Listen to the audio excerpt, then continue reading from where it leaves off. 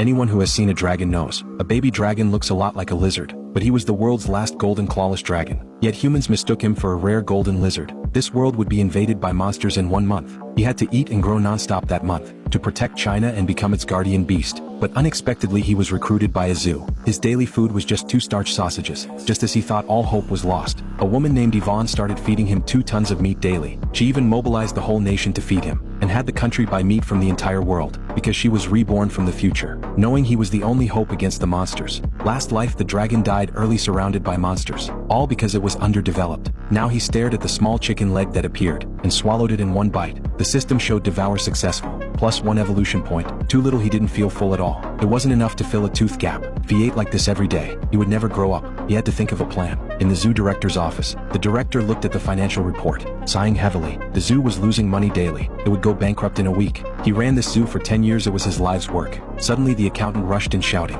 "A big client is here, wants to invest." He ran out immediately. He saw a woman taking off her sunglasses. She said she was Yvonne Lu, daughter of Lu Qingsong. The director thought the richest man's daughter. Why would she invest in a zoo? Was this place some kind of treasure site? Yvonne said, "I want full ownership." "How much?" The director said, "I just hope the Lu family runs the zoo well. Money doesn't matter. Just don't sell off my animals." Yvonne agreed and said she'd improve it to the best. But first she wanted a tour, especially the reptile section. The director acted as guide, walking ahead, showing Yvonne around the zoo. When they reached the reptiles, Yvonne couldn't hold back. She rushed to the viewing platform, looking at the snakes inside. Her eyes were urgent, seeming to search for something. This puzzled the director. Did the heiress really like snakes? Just then the director's walkie-talkie crackled. A huge python escaped and slithered into the lizard area. He said, "Head, go immediately." Yvonne said joyfully, "That python must be the dragon." It couldn't resist coming out to eat, so it targeted the lizards. She thought she finally found it. This life shed make it grow fast and become the world's most invincible dragon. When she reached the lizard area, she saw a yellow python, about 2 meters long. This confirmed it was the dragon she sought.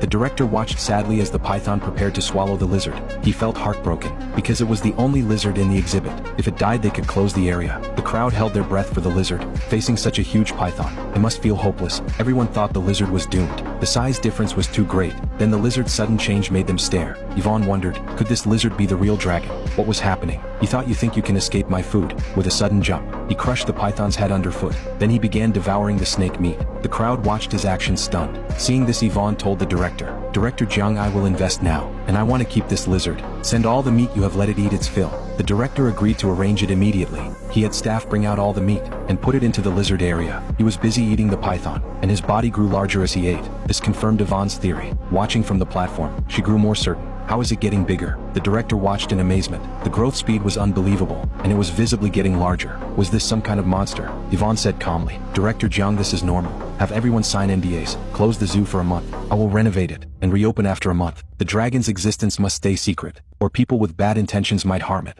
She would train it secretly and make it the strongest." After eating the python he still wanted more, but he sighed inwardly, wondering if more pythons would come. If he only got chicken legs daily, he would starve here eventually. Even the whole python didn't make him feel full. His appetite was truly massive. Just then, staff outside brought another meal. Why was the food suddenly so lavish? A worker muttered, "Even lizards get sugar mommies these days. Why not me? It's the richest man's daughter. Life really is unfair compared to a lizard." The heiress in Campus Belle, Yvonne Lu. Who was she? Why sponsor him? Never mind. Maybe she just really liked lizards. As long as there was food. He rushed over to devour the pork. Evolution point soared. After finishing half a side of pork, staff brought another half side. He couldn't help but feel this place was heaven. His growth rate shocked all the staff. Day 1 he grew to 3 meters long, 100 pounds, almost filling the lizard area. Yvonne had them clear the adjacent snake area to build a larger space for him. She hired over 100 workers who built a 100-meter space in one day with glass displays and a natural ecosystem just to make him comfortable. Food never stopped coming. By day 2, he was 6 meters long, weighing 1,500 pounds, and standing as tall as a 3-story building.